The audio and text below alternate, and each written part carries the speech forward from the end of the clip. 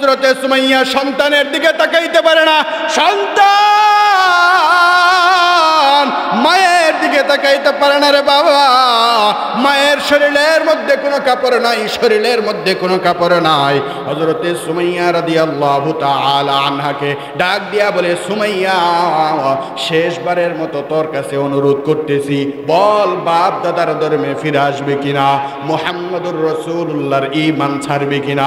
হযরতে সুমাইয়া ডাক দিয়া বলে, আবু জাহেল, আমি আমার বাপ দাদার ধর্মে ফিরে যাব না, আমি কিন্তু ঈমান ছাড়ব না।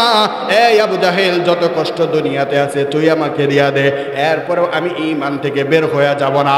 ভাইরা আমার, বন্ধুরা আমার, এবার আবু জাহেলের মাথায় যখন রক্ত আরো বেশি উঠে যায়, আবু জাহেল ডাক দিয়া বলে, কে আছিস, আয় আয় আয়। এই সুমাইয়ার লজ্জাস্থানের মধ্যে যেই কাপড় আছে, লজ্জাস্থান থেকে কাপড়টা টান দিয়া খুলে ফেলা। হযরতে সুমাইয়ার লজ্জাস্থান থেকে কাপড়টা টান দিয়া যখন খুলে ফেলায়, সুমাইয়া আসমানের দিকে তাকায়া আমার আল্লাহর ডাক দিয়া কয়, আল্লাহ, আমার শরীরের মধ্যে কোনো কাপড় নাই, আল্লাহ পুরা উলঙ্গ আমারে বানায়া ফেলাইছে, আল্লাহ আমার সন্তান পাশে দাঁড়ানো, আল্লাহ সন্তান আমার দিকে তাকাইতে পারে না, আমি মা হইয়া কেমনে সহ্য করব রে আল্লাহ, তোমার বুঝি মায়া লাগে না, তোমার বুঝি দয়া লাগে না, আল্লাহ আমি সুমাইয়ার উপর তুমি রাজি খুশি হয়ে যাও, আল্লাহ আমি সুমাইয়ারে তোমার কাছে উঠায় নাও, তোমার কাছে উঠায় নাও। मोमिन जो फिदा नक्शे कफे पाए नबी हो, मोमिन जो फिदा नक्शे कफे पाए नबी हो ज़ीर कदम आज भी आलम का खजीना, हो ज़ीर कदम आज भी आलम का खजीना। गर सुन्नत नबवी की करे पैरवी उम्मत, गर सुन्नत नबवी की करे पैरवी उम्मत, तूफ़ान से निकल जाएगा फिर इसका सफीना, तूफ़ान से निकल जाएगा फिर इसका सफीना। आशिक हो बिरादर-ए शहंशाह दो आलम, आशिक हो बिरादर-ए शहंशाह दो आलम, मिश्कू से ज़ियादा मुबारक जिसका पसीना, मिश्कू से ज़ियादा मुबारक जिसका पसीना। अल्लाह बोले, बंदा চাওয়া ব্যতীত আমি আল্লাহ তোমাদেরকে মানুষ বানাইলাম। এক নম্বরের নিয়ামত বান্দা, আমি আল্লাহর কাছে কোনোদিন বলো নাই, আল্লাহ তুমি আমাদেরকে মানুষ বানাও। আল্লাহ বলে, বান্দা তোমরা আমার কাছে কোনোদিন বলো নাই মানুষ বানানোর কথা। আমি আল্লাহ চাইলেই তোমাদেরকে গরু বানায়া দিতে পারতাম, আমি আল্লাহ চাইলেই তোমাদেরকে অন্য কোনো প্রাণী বানায়া দিতে পারতাম, কিন্তু বান্দা না না না, আমি আল্লাহ ইহসানের নজরে তোমার দিকে তাকাইলাম। ইহসানের নজরে বান্দা তোর দিকে তাকায়া আমি দয়াময় আল্লাহ তোমাদেরকে মানুষ বানাইলাম। আমার কাছে কোনোদিন তোমরা চাও নাই, চাওয়া ব্যতীত আমি আল্লাহ তোমাদেরকে মানুষ বানায়া দিলাম রে বান্দা। এটা হলো তোমাদের জন্য এক নম্বরের নিয়ামত। এ বান্দা, আমি আল্লাহ তোমাদেরকে মানুষ বানাই ক্ষান্ত হয়ে যাই নাই, শেষ করে দেই নাই। এরে বান্দা, চাওয়া ব্যতীত এক নম্বরের নিয়ামত দিলাম, মানুষ বানাইলাম। দুই নম্বরের নিয়ামত, চাওয়া ব্যতীত আমি আল্লাহ তোমাদেরকে ইসলাম দান করলাম, মুসলমান বানাইলাম, ঈমানের সার্টিফিকেট দিলাম। আল্লাহর কাছে কোনোদিন বলি নাই, আল্লাহ আপনি আমাদেরকে মুসলমান বানান। বলছি এই কথা কোনোদিনও? আল্লাহ বলে, বান্দা আমি আল্লাহ চাইলে তোমাদেরকে হিন্দু বানাইতে পারতাম, আমি আল্লাহ চাইলে তোমাদেরকে খ্রিস্টান বানাইতে পারতাম, আমি আল্লাহ চাইলে তোমাদেরকে অন্য কোনো ধর্মে পাঠাইতে পারতাম। এরে বান্দা, আমি দয়াময় আল্লাহর কাছে কোনোদিন বলো নাই আল্লাহ মানুষ তো বানাইলা, আল্লাহ ইসলাম চাই আমাদেরকে মুসলমান বানাও। আল্লাহ বলে, বান্দা চাওয়া ব্যতীত আমি আল্লাহ ইহসানের নজরে তোমার দিকে তাকাইলাম, ইহসানের নজরে তোর দিকে তাকায়া আমি আল্লাহর বড় মায়া লাগা গেছে, আমি আল্লাহর বড় দয়া লাগা গেছি। আমি দয়াময় আল্লাহ তোমাদেরকে মানুষ বানাইলাম, মানুষ বানানোর পরে আমি আল্লাহ তোমাদেরকে মুসলমান বানাইলাম। মুসলমান বানায়া আমি দয়াময় আল্লাহ শেষ করে দেই নাই, মুসলমান বানানোর পরে আমি দয়াময় আল্লাহ তোমাদেরকে ঈমানের সার্টিফিকেট দিলাম। আল্লাহু আকবার। আল্লাহর কাছে কোনোদিন বলিনি আল্লাহ আমাদেরকে ঈমানদার বানাও, ঈমানের সার্টিফিকেট দাও। আল্লাহর কাছে কোনোদিনও বলি নাই। চাওয়া ব্যতীত আল্লাহ আপনারে আমারে মুসলমান বানায়া ঈমানের মহাদৌলত দান করছে, বলি সুবহানাল্লাহ। তাহলে এক নাম্বার আল্লাহ মানুষ বানাইলেন, দুই নাম্বার স্পেশাল নিয়ামত আল্লাহ মুসলমান বানাইলেন, ঈমান দান করলেন।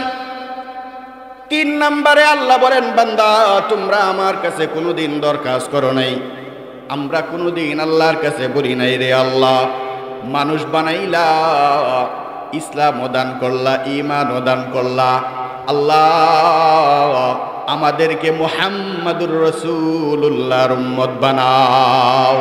এই কথা আল্লাহর কাছে কোনোদিনও বলছি যে আল্লাহ আমাদেরকে শেষ নবী মুহাম্মাদুর রাসূলুল্লাহর উম্মত বানাও? এই কথা কোনোদিনও বলছি? আল্লাহর কাছে কোনোদিন বলি নাই আল্লাহ আমাদেরকে শেষ নবী মুহাম্মাদুর রাসূলুল্লাহর উম্মত বানাও। আল্লাহ বলে, বান্দা আমি আল্লাহ চাইলেই তোমাদেরকে আদম নবীর উম্মত বানাইতে পারতাম, আমি আল্লাহ চাইলেই তোমাদেরকে ইব্রাহিম নবীর উম্মত বানাইতে পারতাম, আমি আল্লাহ চাইলেই তোমাদেরকে মুসা নবীর উম্মত বানাইতে পারতাম, আমি আল্লাহ চাইলেই তোমাদেরকে ঈসা নবীর উম্মত বানাইতে পারতাম। কিন্তু বান্দা না না না, আমি আল্লাহ ইহসানের নজরে তোর দিকে তাকাইলাম, ইহসানের নজরে আমি দয়াময় আল্লাহ তোর দিকে তাকায়া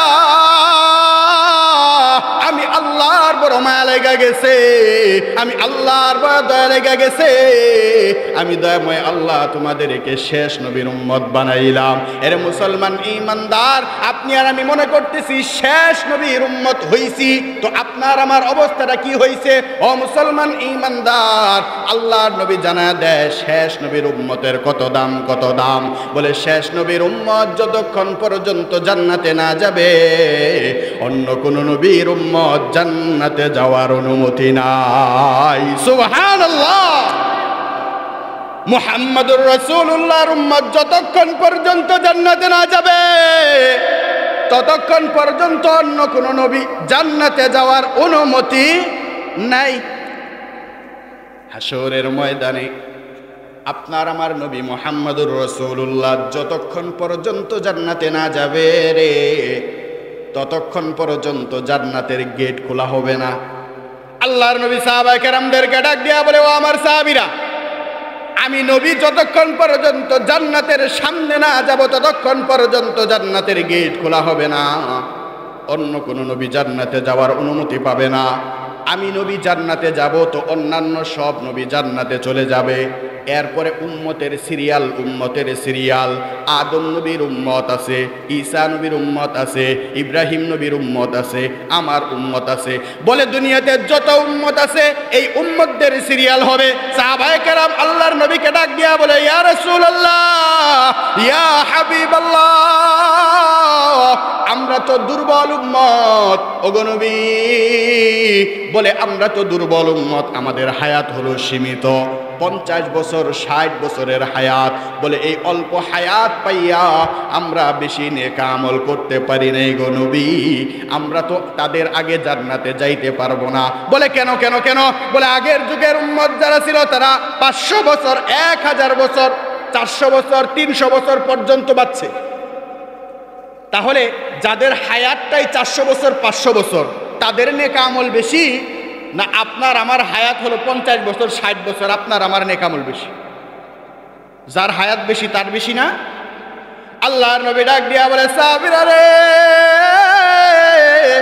চিন্তার কোনো কারণ নাই, টেনশনের কোনো কারণ নাই। আল্লাহ পাক জানায়া দিছে, আমার উম্মতেরা যতক্ষণ পর্যন্ত জান্নাতে না যাবে রে, ততক্ষণ পর্যন্ত অন্য কোন নবীর উম্মত জান্নাতে যাওয়ার অনুমতি নাই। সুবহানাল্লাহ। তাহলে মুসলমান ঈমানদার এবার বুঝে থাকলে বলুন তো, আল্লাহ পাক স্পেশাল যেই 3টা নিয়ামত দিলেন, এই নিয়ামত পাওয়ার পর আপনার আমার কদর করার দরকার আছে নাকি নাই? চাওয়া ব্যতীত আল্লাহ পাক আপনাকে আমাকে যে স্পেশাল নিয়ামত দিলেন, এগুলো আমাদের জন্য কম না বেশি? কথা বলেন, কম হয়েছে না বেশি হয়েছে? বেশি হয়েছে না? আল্লাহ যদি আপনারা আমার মানুষ না বানাইতো, গরু ছাগল বানাইতো, আল্লাহর কাছে কোনো অভিযোগ করতে পারতাম? কোনো অভিযোগ করতে পারতাম না। আল্লাহ মানুষ বানাইছেন ইহসান কইরা। আল্লাহ যদি আপনারা আমার হিন্দু বানাইতো, খ্রিস্টান বানাইতো, বৌদ্ধ বানাইতো, আল্লাহর কাছে কোনো অভিযোগ করতে পারতাম? কোনো অভিযোগ ছিল না। আল্লাহ ইহসান করে আপনারা আমার বানাইছে। আল্লাহ আপনারা আমারে মুহাম্মদুর রাসূলুল্লাহর উম্মত বানাইছে। যদি অন্য কোনো নবীর উম্মত বানাইতো, আল্লাহর কাছে কোনো অভিযোগ ছিল না। আল্লাহ ইহসানের নজরে তাকায়া আপনাকে আমাকে মুহাম্মদুর রাসূলুল্লাহর উম্মত বানাইছেন। কেন বানাইছেন? বলে মুহাম্মদুর রাসূলুল্লাহর উম্মতের দাম বেশি, আপনার আমার দাম বেশি। আজকে আপনি আর আমি আমার নিজের দাম বুঝি না, আমার নিজেকে চিনতে পারি না। আল্লাহ যে আপনাকে আমাকে এত সুন্দর সুন্দর নিয়ামত দিছে, এগুলো নিয়ে কল্পনা করি না। বিধায় আপনি আর আমি আজকে গুনাহে লিপ্ত হয়ে যাই, আল্লাহর নাফরমানিতে লিপ্ত হয়ে যাই, নিজে ঈমান থেকে বের হয়ে যাই। আপনি আর আমি অন্য কোনো বিজাতীয় সংস্কৃতিকে আঁকড়ায়া ধরি, হিন্দু খ্রিস্টানদেরকে অবলম্বন করি, তাদেরকে মাইনা চলি, আল্লাহর ইবাদত বন্দেগী ছাইরা দিয়া। জন্য মেরে মুহতারাম ভাই ও দোস্ত বুজুর্গ, আমি আপনাদের সামনে যে আয়াতে কারিমা তেলাওয়াত করছি, ওই দিকেই যাচ্ছি আলোচনা। তো আল্লাহ পাক আপনাকে আমাকে বুঝে থাকলে বলুন তো, কয়টা নিয়ামত দিছেন? কয়টা স্পেশাল কয়টা? 3টা। এই 3 নিয়ামতের মধ্যে 2 নাম্বার যেই নিয়ামত দিছেন, মুসলমান বানাইছেন, ঈমান দান করছেন। এই যে ঈমান আল্লাহ পাক আপনাকে আমাকে দান করছেন, এই ঈমান নিয়ে কিছু আলোচনা করতে চাই, শুনবেন তো ইনশাআল্লাহ। বাকি যে এই 2 আলোচনা আছে, মানুষ বানাইছেন আর সর্বশেষ মুহাম্মদুর রাসূলুল্লাহর উম্মত বানাইছেন। অন্য কোনো দিন যদি সময় সুযোগ হয় তাহলে আলোচনা করব। আল্লাহ আমাদের সবাইকে কবুল করেন, বলেন আমিন। তাহলে এবার আসেন ঈমান নিয়ে আলোচনা করি। ঈমান কি জিনিস? খায় না মাথায় দেয়? কথা বলেন। তাহলে ঈমান কি জিনিস? ঈমান এটা এমন একটা জিনিস, মহামূল্যবান দামি একটা জিনিস। আপনি আর আমি ঈমান বুঝি না, বিধায় আজকে আপনি আর আমি ঈমানের কদর করতে পারি না। ঈমানদার যদি তার নিজেকে চিনতে পারত, ঈমানের কত দাম এটা যদি সে বুঝতে পারত, তাহলে কশ্চিনকালেও সেও কোনো গুনাহের কাজ সংগঠিত করত। সাহাবায়ে কেরাম রাদিয়াল্লাহু তাআলা আনহুম আজমাইন, উনারা ঈমান বুঝছেন, ঈমানের মজা পাইছেন। ঈমানের মজা পাওয়ার কারণে সাহাবায়ে কেরাম আল্লাহর সাথে এমন সম্পর্ক করছেন, যেই সম্পর্কের কারণে আল্লাহ তাআলা ঘোষণা দেন, রাদিয়াল্লাহু আনহুম ওয়া রাদু আন। সাহাবায়ে কেরামের প্রতি আমি আল্লাহ খুশি, সাহাবায়ে কেরামও আমি আল্লাহর উপর খুশি। তো 2 খুশি যখন মিলে গেছে, আমি আল্লাহ তাদেরকে জান্নাতের মালিক বানায়া দিলাম। সুবহান। তাহলে মুসলমান ঈমানদার ওই সাহাবায়ে কেরাম যেই ঈমানের মজা পাইয়া জান্নাতের মালিক হইছে, ওই ঈমান তো আল্লাহ আপনারে আমারেও দিছে। আপনি আর আমিও যদি ওই ঈমানের মজা অনুভব করতে পারি, তাহলে বলেন তো ওই সাহাবায়ে কেরামের মতো আল্লাহ আপনারে আমারে জান্নাত দিতে পারে কি পারে না? কথা বলেন, পারে কি পারে না? তাহলে আল্লাহ সাহাবায়ে কেরামরেও ঈমান দিছে, আপনারে আমারেও ঈমান দিছে। সাহাবায়ে কেরাম ঈমানের মজা বুঝছে, আপনি আর আমি বুঝি নাই। তাহলে ঈমান জিনিসটা কি, এটা আমাদের বুঝার দরকার আছে নাকি নাই? সাহাবায়ে কেরাম রাদিয়াল্লাহু তাআলা আনহুম কেমন ঈমান আনছে? কেমন ঈমান আনছে? ঈমানের মজা তারা কেমন বুঝছে? সাহাবায়ে কেরামের শানে আল্লাহ তাআলা আয়াত নাজিল করে জানাইছেন, আমিনু কামা আমানান নাস, ঈমান আনো তাদের মতো ঈমান আনো। এই ভালো করে বুঝবেন, আল্লাহ এই জায়গায় বলছেন, এ বান্দা ঈমান আনো তাদের মতো ঈমান, মানুষের মতো ঈমান আনো। বুঝে থাকলে বলুন তো আল্লাহ এই জায়গায় কারোর নাম বলছে? কথা বলেন, নাম বলছে? আপনাদের এলাকার চেয়ারম্যান সাহেবের নাম বুঝি আল্লাহ বলছে যে ওই চেয়ারম্যানের মতো ঈমান আন? কথা বলেন। আল্লাহ বলে, ওয়াইদা কিলা লাহুম আমিনু কামা আমানান নাস, ঈমান আনো তাদের মতো ঈমান।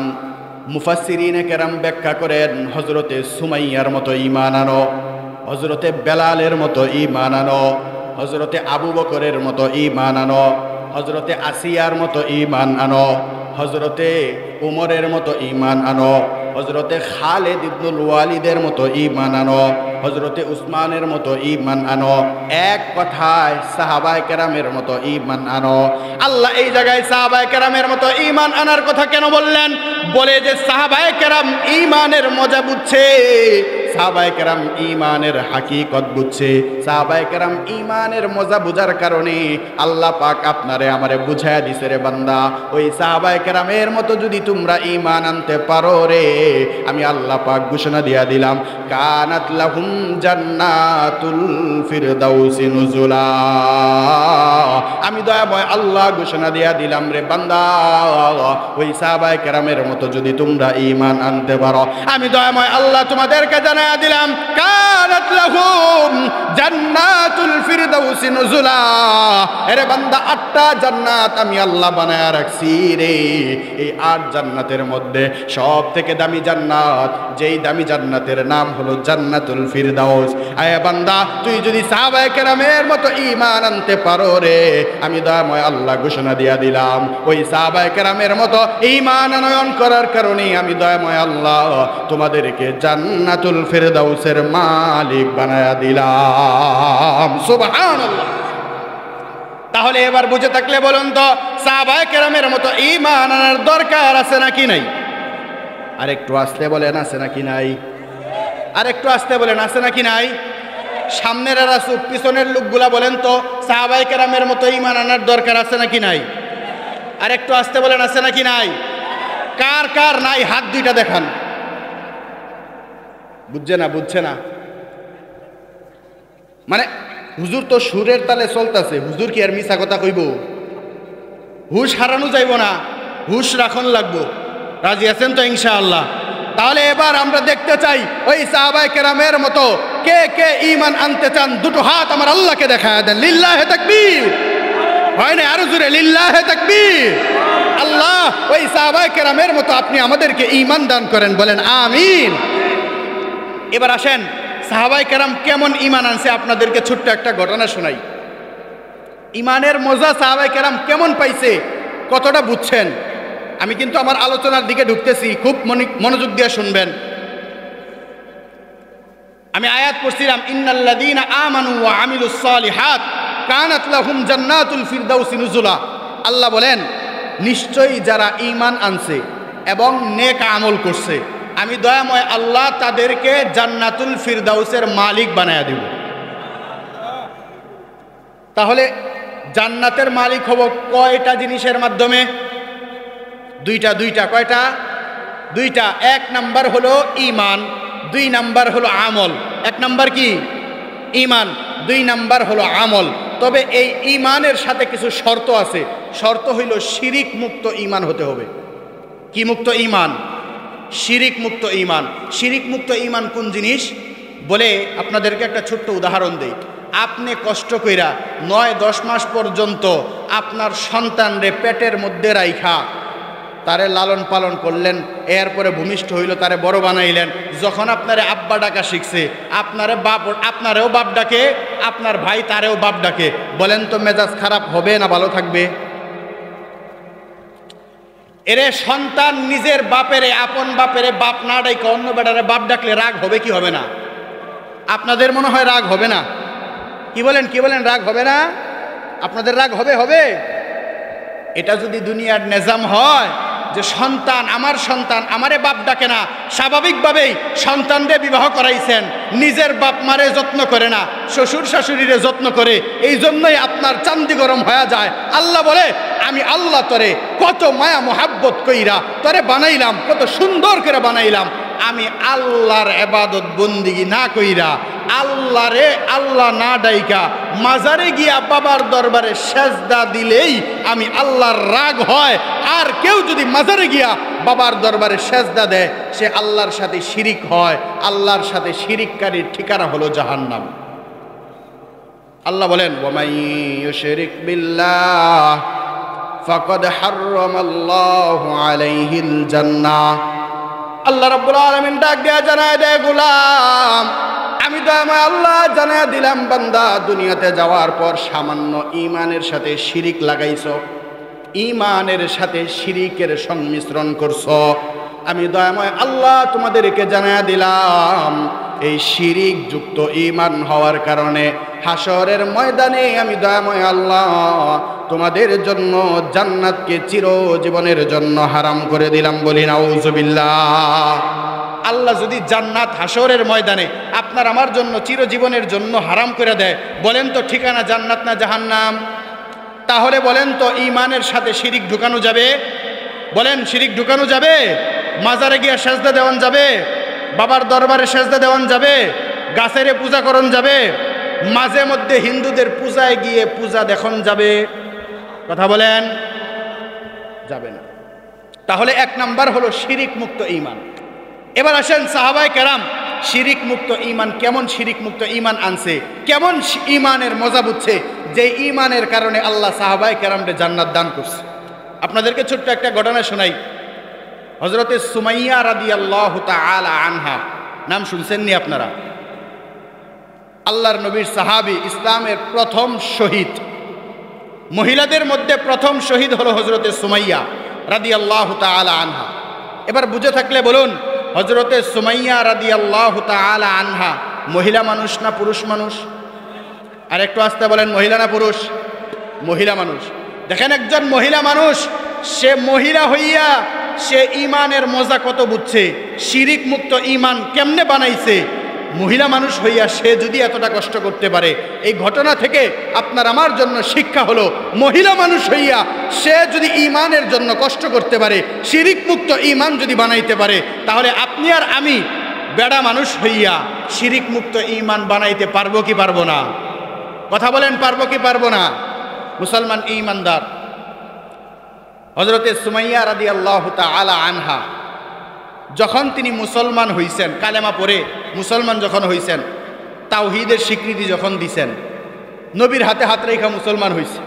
মুসলমান হওয়ার পরে এবার মক্কার বড় বড় কাফের মুশরিক বেঈমান যারা, আবু জাহেল উতবা সাইবা, এরা 144 ধারা জারি করছে, কারফিউ জারি করছে। বলে সুমাইয়া বাপ দাদার ধর্মে চুনকালি মারছে, এরে যেখানে পাবা সেখানেই মারবা। সুমাইয়ারে প্রয়োজনে তার কল্লা কাইটা আমি আবু জাহেলের সামনে আনবা। বলি নাউজুবিল্লাহ। স্বাভাবিকভাবেই দেখবেন আমাদের সমাজের সন্তান বাবায় কষ্ট করে লালন পালন করে বড় বানাইছে, এখন কোনো কারণবশত প্রেমিকের সাথে ভাইগা গেছে গা, বাবাই কি বলে ঘরে থাকতে দেয় না, ত্যায্যপুত্র করে। কথা বলেন, ত্যায্যপুত্র করে কি করে না? বাবায় হুমকি দেয়, বংশের মান সম্মান নষ্ট করে ফালাইছে, এরে জেনে পাবি এনেই মারবি, এর ঠিকানা আমার ঘরে আর হবে না। কথা বলেন ঠিক না বেটি? এত বছরের ধর্ম, বাপদাদার ধর্মে চুনকালি মাইরা সুমাইয়া ইসলাম ধর্ম গ্রহণ করছে। আবু জাহেলের মাথাও গরম। তো আবু জাহেল সুমাইয়ারে খুঁজে, মহিলা মানুষ তো লুকায় লুকায় থাকে। তো একদিন সুমাইয়া রাদিয়াল্লাহু তাআলা আনহা বাজারে বের হইছেন বাজার করার জন্য রাতের বেলা। তো বাজারে যখন বের হইছে, বের হওয়ার পরে বাজার করতেছে, হঠাৎ করে তাকায়া দেখে যে জেনে বাগের বয় এনেই, জেনে বাগের বয় এনেই কি হয়, রাত হয়। তাকায়া দেখে মাথাটা উঠায়া মিস্টার আবু জাহেল, মিস্টার আবু জাহেল দাঁড়ানো। আবু জাহেল সুমাইয়ার দিকে তাকায়া মুচকি মুচকি হাসে আর বলে, এই সুমাইয়া কই, অনেকদিন তো পালায়া রইলি, আজকে তো আর আমার হাত থেকে তোকে কেউ বাঁচাইতে পারবে না, চল আজকে তোর সাথে আমার বোঝাপড়া হবে। সুমাইয়া রাদিয়াল্লাহু তাআলা আনহার একজন সন্তান ছিল যার নাম হলো হযরতে আম্মার রাদিয়াল্লাহু তাআলা আনহু, তিনিও মার সাথে নবীর হাতে হাত রেখা মুসলমান হয়েছে। সুবহানাল্লাহ। তো দুইজনরেই ধৈরা, লম্বা চূড়া ঘটনা সংক্ষেপে বলতেছি, দুইজনরে ধৈরা নিয়ে গেছে। নিয়ে যাওয়ার পরে মক্কার বড় বড় কাফের মুশরিক বেঈমান সবাই একত্রিত হয়ে একটা খুঁটির সাথে হযরতে সুমাইয়ার হাত দুইটা পিছনে নিয়ে বাঁধছে। আমাদের দেশে সুর খুঁটির সাথে পিছনে হাত নিয়ে বাঁধে না? কথা বলেন, বাঁধে কি বাঁধে না? তো এই বাধা দিলে আরাম লাগে না কষ্ট লাগে? কষ্ট লাগে। তো হযরতে সুমাইয়া রাদিয়াল্লাহু তাআলা আনহারেও একটা খুঁটির সাথে হাত দুইটা পিছনে নিয়ে বাঁধছে। আরবের প্রখর রোদ, উত্তপ্ত গরম বালু, এই বালুর মধ্যে খালি পায়ে হযরতে সুমাইয়ার দাঁড় করে আছে। খুব গভীর মনোযোগ দিয়ে শুনবেন ভাইরা আমার, বন্ধুরা আমার, হযরতে সুমাইয়া রাদিয়াল্লাহু তাআলা আনহার হাত দুইটা যখন পিছনে নিয়ে বাঁধছে, বান্দার পর আবু জাহেল এবার ডাক দিয়া বলে, রে সুমাইয়া, বাপ দাদার ধর্মে ফিরে যাবে কিনা, মুহাম্মদের ধর্ম ছাড়বে কিনা বল। হযরতে সুমাইয়া ডাক দিয়া বলে, রে আবু জাহেল, আমি যেই আল্লাহর উপরে ঈমান আনছি, যেই নবীর হাত রাইখে, যেই নবীর হাতের উপর হাত রাইখে আমি মুসলমান হইছি, ওই আল্লাহরে বাদ দিতে পারবো না, ওই কোরআন আমি বাদ দিতে পারবো না, ঈমান থেকে বের হয়ে যাব না, আমি আমার বাপ দাদার ধর্মে ফিরে যাব না। মুসলমান ঈমানদার, মাথায় আবু জাহেলের রাগ উঠা গেছে। মাথায় আবু জাহেলের যখন রাগ উঠা গেছে, রে বাবা, আবু জাহেল এবার সুমাইয়ারে ডাক দিয়া বলে, রে সুমাইয়া, এত সুন্দর করে তোরে বুঝায়া বললাম বাপ দাদার ধর্মে ফিরে আয়, ঈমান ছেড়ে দে।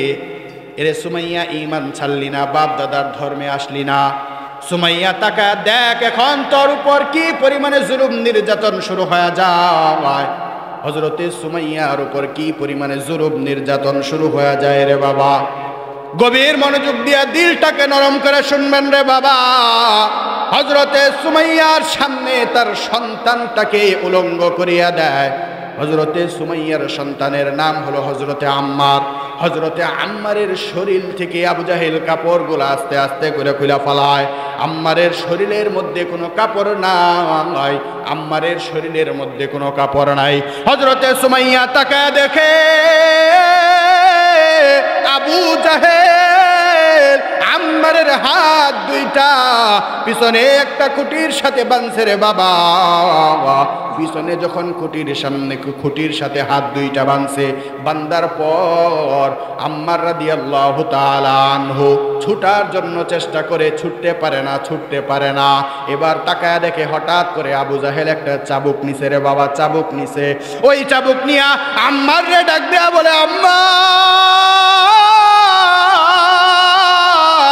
আল্লাহ ছাড়ো, মূর্তির পূজা করো, নবীরে গালি দাও, বাপ দাদার ধর্মে ফিরে আয়। আম্মার ডাক দিয়া বলে, এ আবু জাহেল, আমি আমার বাপ দাদার ধর্মে ফিরে যাব না, আমি নবী মুহাম্মদুর রাসূলুল্লাহর ধর্মটা ছাইরা দিব না।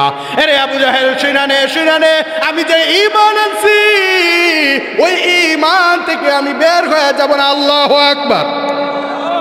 এই কথাটা বলার পর হযরতে সুমাইয়া আম্মার রে ডাক দিয়া বলে, রে আম্মার, আমি কিন্তু এমন কোনো সন্তান জন্ম দেই নাই যেই সন্তান বিপদে পড়লে নিজের মা বাবারে ভুলে যায়, এমন কোনো সন্তান কিন্তু আমি জন্ম দেই নাই। এরে সন্তান, শুনে নাও, শুনে নাও, আমার যদি জান চলে যায়, আমি সুমাইয়াকে যদি হত্যাও করে ফেলায় সন্তান, আমি মা হিসেবে তোমার কাছে ওসিয়ত করে গেলাম, ওই আল্লাহর ঈমান ছাড়বা না, যেই ঈমান তুমি গ্রহণ করছো ওই ঈমান থেকে তুমি বের হয়ে যাবা না, বাপ দাদার ধর্মে ফিরে আসবা না।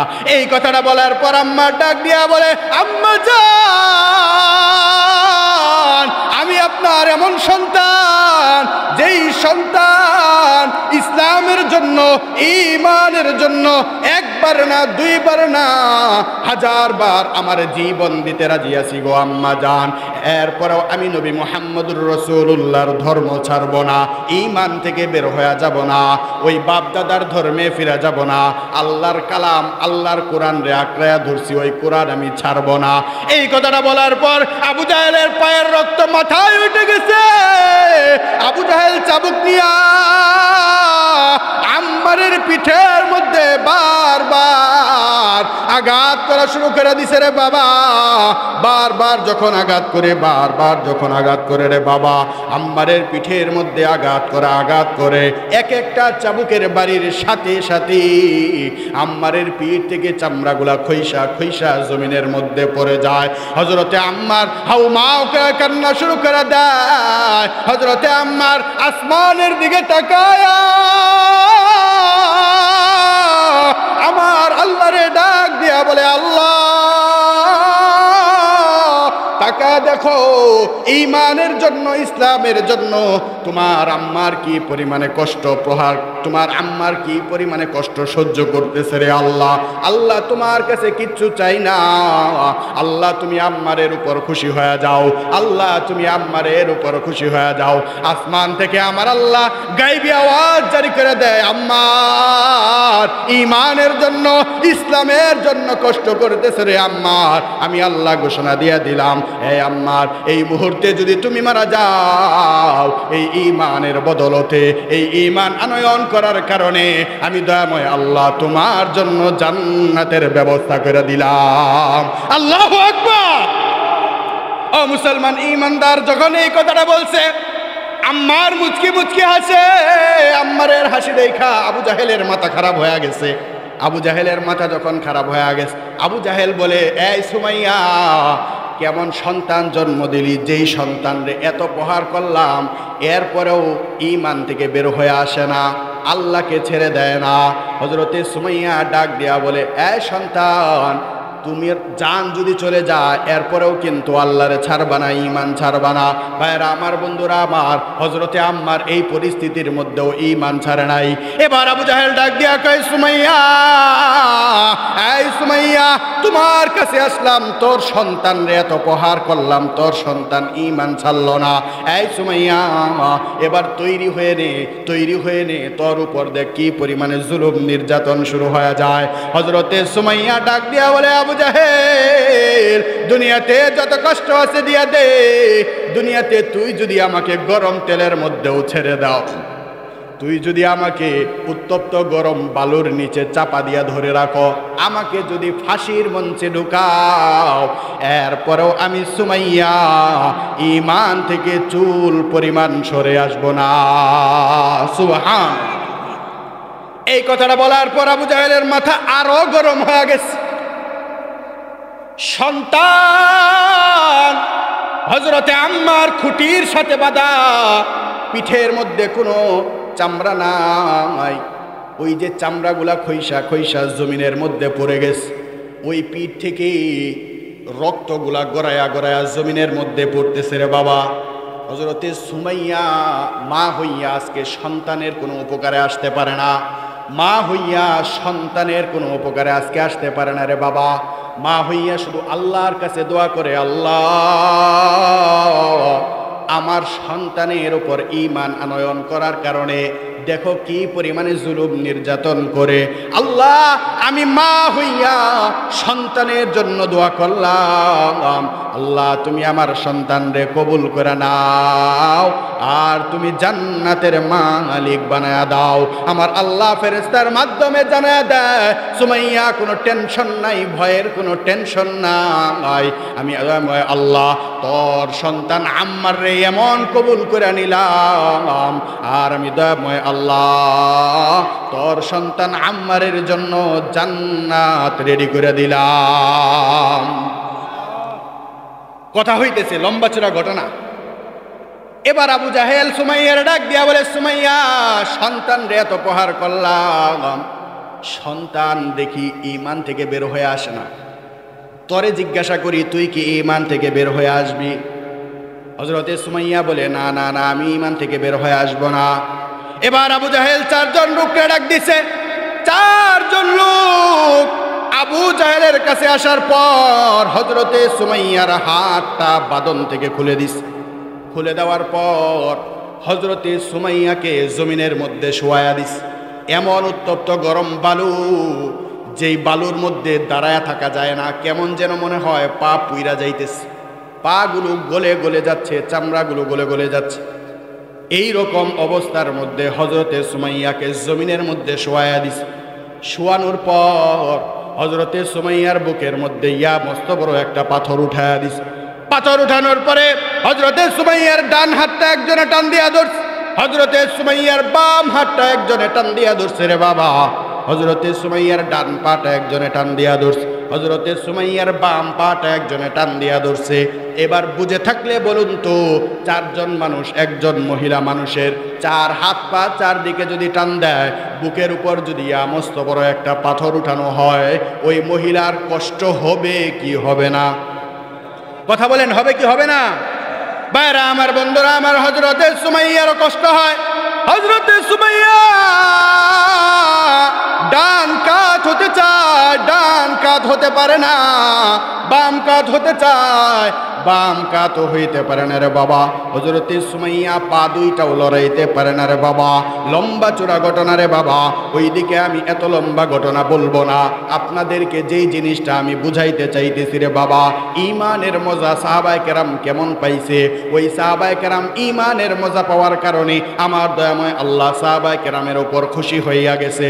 আর সাহাবায়ে কেরামের উপর খুশি হইয়া আমার দয়াময় আল্লাহ তাদেরকে জান্নাত দিয়া দিছে। আপনি আর আমিও যদি আজকে ওই সাহাবায়ে কেরামের মতো ঈমানের মজা নিতে পারি, ঈমান যদি আঁকড়ায়া ধরতে পারি, তাহলে আপনাকে আমাকে ওই আল্লাহ জান্নাত দিতে পারে কি পারে না? ভাইরা আমার, বন্ধুরা আমার, চার হাত পা চারদিকে টান দিছে। হযরতে সুমাইয়া লড়াচড়া করতে পারে না। লড়াচড়া করতে না পারার পরে আবু জাহেল ডাক দিয়া বলে, এ সুমাইয়া, এখনো সময় আছে, বলো তুমি তোমার বাপ দাদার ধর্মে ফিরে যাবা কিনা, ঈমান ছাড়বা কিনা? হযরতে সুমাইয়া ডাক দিয়া বলে, না না না, আমি আমার বাপ দাদার ধর্মে ফিরে যাব না, ঈমান আমি ছাড়তে পারবো না রে আবু জাহেল। এবার আবু জাহেল ডাক দিয়া বলে, সুমাইয়ার শরীরের উপরের লজ্জাস্থানের মধ্যে যেই কাপড় আছে, এই কাপড়টা খুলে ফেলাও। হযরতে সুমাইয়ার শরীরের লজ্জাস্থানের কাপড় নাই, উপরের ভিতরে লজ্জাস্থানটা খোলা হয়ে গেছে। এই লজ্জাস্থান থেকে কাপড়গুলা যখন খুলে ফেলাইছে, খোলার পর আবু জাহেল ডাক দিয়া বলে, সন্তান পাশে দাঁড়ানো, এ বাবা একটু চিন্তা করে দেখো, ওই জায়গার মধ্যে যদি আজকে তুমি আর আমি থাকতাম রে বাবা, আমার শরীরের মধ্যে কোনো কাপড় নাই, শরীরের লজ্জাস্থানগুলো খোলা রে বাবা, আমার সন্তান পাশে দাঁড়ায় আছে, ওই মুহূর্তে আপনার আমার অবস্থাটা কেমন হইতো? মুসলমান ঈমানদার, ওই মুহূর্তে আপনার আমার অবস্থাটা কেমন হইতো? কত লজ্জাজনক বিষয় হইতো রে বাবা। হযরতে সুমাইয়া সন্তানের দিকে তাকাইতে পারে না, সন্তান মায়ের দিকে তাকাইতে পারে না রে বাবা। মায়ের শরীরের মধ্যে কোনো কাপড় নাই, শরীরের মধ্যে কোনো কাপড় নাই। হযরতে সুমাইয়া রাদিয়াল্লাহু তাআলা আনহাকে ডাক দিয়া বলে, সুমাইয়া, শেষবারের মতো তোর কাছে অনুরোধ করতেছি, বল বাপ দাদার ধর্মে ফিরে আসবে কিনা, মুহাম্মদুর রাসূলুল্লাহর ঈমান ছাড়বে কিনা? হযরতে সুমাইয়া ডাক দিয়া বলে, আবু জাহেল, আমি আমার বাপ দাদার ধর্মে ফিরে যাব না, আমি কিন্তু ঈমান ছাড়বো না। এই আবু জাহেল, যত কষ্ট দুনিয়াতে আছে তুই আমাকে দিয়া দে, এরপরেও আমি ঈমান থেকে বের হয়ে যাব না। ভাইরা আমার, বন্ধুরা আমার, এবার আবু জাহেলের মাথায় যখন রক্ত আরো বেশি উঠে যায়, আবু জাহেল ডাক দিয়া বলে, কে আছিস, আয় আয় আয়। এই সুমাইয়ার লজ্জাস্থানের মধ্যে যেই কাপড় আছে, লজ্জাস্থান থেকে কাপড়টা টান দিয়া খুলে ফেলা। হযরতে সুমাইয়ার লজ্জাস্থান থেকে কাপড়টা টান দিয়া যখন খুলে ফেলায়, সুমাইয়া আসমানের দিকে তাকায়া আমার আল্লাহর ডাক দিয়া কয়, আল্লাহ, আমার শরীরের মধ্যে কোনো কাপড় নাই, আল্লাহ পুরা উলঙ্গ আমারে বানায়া ফেলাইছে, আল্লাহ আমার সন্তান পাশে দাঁড়ানো, আল্লাহ সন্তান আমার দিকে তাকাইতে পারে না, আমি মা হইয়া কেমনে সহ্য করবো রে আল্লাহ? তোমার বুঝি মায়া লাগে না? তোমার বুঝি দয়া লাগে না? আল্লাহ, আমি সুমাইয়ার উপর তুমি রাজি খুশি হয়ে যাও, আল্লাহ আমি সুমাইয়ারে তোমার কাছে উঠায় নাও, তোমার কাছে উঠায় নাও।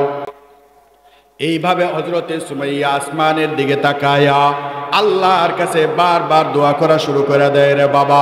ও মুসলমান ঈমানদার,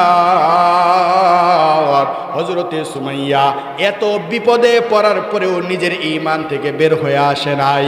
আজকে মুসলমান ঈমানদার আপনি আর আমি কেমন মুসলমান হইলাম, কেমন ঈমানদার হইলাম।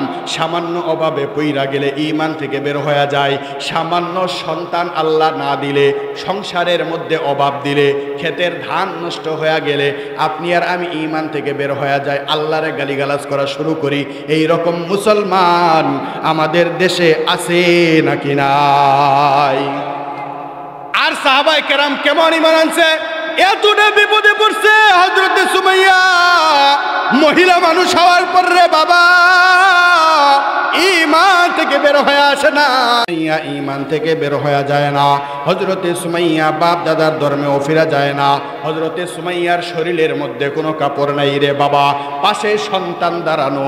ও মুসলমান ঈমানদার, চোখটা বন্ধ কইরা একটু মিলায়া দেখেন, ওই জায়গার মধ্যে যদি আজকে আমি থাকতাম, আমার শরীরের মধ্যে কোনো কাপড় নাই, পাশে আমার সন্তান দাঁড়ানো, কি অবস্থাটা হইতো রে বাবা। লজ্জায় সন্তানের দিকে তাকানো যাবে না, লজ্জায় সন্তানের দিকে তাকানো যাবে না। হযরতে সুমাইয়া কান্না করে, হযরতে সুমাইয়া একবার কান্না করে আবার মুচকি হাসি দেয়, একবার কান্না করে আবার মুচকি হাসি দেয়। আবু জাহেল ডাক দিয়া কয়, সুমাইয়া কেন কান্দো, কেন হাসো, আমি একটু জানতে চাই। হযরতে সুমাইয়া ডাক দিয়া বলে, সন্তানের সামনে ঈমানের জন্য কষ্ট করতেছি, আমার লজ্জাস্থান, শরীরের মধ্যে কোনো কাপড় নাই, উলঙ্গ করিয়া দিছো, এই জন্য আমি কান্না করি। আমার সন্তানের সামনে আমাকে কষ্ট দিচ্ছ, এই জন্য আমি কান্না করি না রে। এই আবু জাহেল, হাসি কেন জানো নি? রে আবু জাহেল, তুই যে আমারে এত কষ্ট দাও, এত কষ্ট দাও, তোমার কষ্টগুলো আমার কাছে কষ্ট মনে হয় না, কেন জানো? বলে একটাই কারণ, এই মুহূর্তে আমার আল্লাহ আসমান থেকে ফেরেশতার মাধ্যমে জান্নাতটা আমার সামনে উঠায়া ধরছে রে। আমি সুমাইয়া ওই জান্নাতের নাজ নিয়ামত দেখা বারবার হাসা শুরু করে দিছি, বলি সুবহানাল্লাহ। আবু জাহেলের মাথা আরো গরম হয়ে গেছে। এইবার আবু জাহেল নিজের চোখ দুইটা বড় বড় লাল বানায়া হযরতে সুমাইয়ারে বলে, সুমাইয়া শেষবারের মতো অনুরোধ করলাম, বল বাপ দাদার ধর্মে ফিরে যাবে কিনা, মুহাম্মদের ধর্মটা ছাড়বে কিনা, ঈমান থেকে বের হয়ে আসবে কিনা। হযরতে সুমাইয়া বলে, না না না, শেষবারের মতো আমিও বললাম, ঈমান থেকে বের হয়ে যাব না, ঈমান থেকে বের হয়ে যাব না, আল্লাহকে ছাড়ব না, ঈমান থেকে বের হয়ে যাব না, বাপ দাদার ধর্মে ফিরব না। এবার আবু জাহেল একটা বর্ষা নিছে, বর্ষা, ওই বর্ষা নিয়া আবু জাহেল হযরতে সুমাইয়ার লজ্জাস্থানের দিকে গেছে। ওই লজ্জাস্থানের দিকে যাইয়া রে বাবা হযরতে সুমাইয়ারে ডাক দিয়া বলে, এ সুমাইয়া, তোকে এখন শহীদ করে দেওয়া হবে রে সুমাইয়া। শেষবারের মতো বললাম, বাপ দাদার ধর্মে ফিরে আয়। কই রে তোর আল্লাহ আজকে তো তোরে বাঁচাইতে পারে না, কই তোর নবী আজকে তো তোরে বাঁচাইতে পারে না। রে সুমাইয়া, আয় আয় আয়, ফিরে আয়, বাপ দাদার ধর্মে ফিরে আয়, ঈমান থেকে বের হয়ে যা। হযরতে সুমাইয়া বলে, না না না, ঈমান থেকে বের হয়ে যাব না। এবার আবু জাহেল বর্ষা নিয়া হযরতে সুমাইয়ার লজ্জাস্থানের মধ্যে বারবার আঘাত করে শুরু করে দিছে। মহিলা মানুষের লজ্জাস্থান রে বাবা, পুরুষ মানুষের কোনো লজ্জাস্থান না, মহিলা মানুষের লজ্জাস্থানের মধ্যে আবু জাহেল বর্ষা দ্বারা বারবার আঘাত করা শুরু করে দিছে, বারবার বর্ষা দ্বারা আঘাত করা শুরু করে দিছে। বারবার যখন বর্ষা দ্বারা আঘাত করে রে বাবা, বারবার বর্ষা দ্বারা হযরতে সুমাইয়ার লজ্জাস্থানের মধ্যে বারবার আঘাত করার কারণে হযরতে সুমাইয়া চিল্লারি দিয়া আমার আল্লাহরে ডাক দিয়া কয়, আল্লাহ তোমার বুঝি মায়া লাগে না? আল্লাহ তোমার বুঝি দয়া লাগে না? আল্লাহ আমি সুমাইয়ার দিকে তাকায়া দেখো কি পরিমাণে জুলুম নির্যাতন শুরু হয়ে গেছে। আল্লাহ তোমার বুঝি মায়া লাগে না? আল্লাহ তোমার বুঝি দয়া লাগে না? আল্লাহ আমি সুমাইয়ার উপরে তুমি রাজি খুশি হয়ে যাও। আল্লাহর সাথে সাথে ঘোষণা জানায়া দেয়, এই সুমাইয়া তোর কোনো টেনশন নাই, কোনো চিন্তার কোনো কারণ নাই, আমি দয়াময় আল্লাহ তোর উপর এতটা খুশি হয়ে গেলাম। এই সুমাইয়া তোমার ঈমানের উপর আমি আল্লাহ এতটা খুশি হয়ে গেছি রে। সুমাইয়া তুমি মৃত্যুবরণ করতে দেরি, আমি দয়াময় আল্লাহ তোরে জান্নাতের মালিক বানাইতে দেরি করব না। সুবহানাল্লাহ।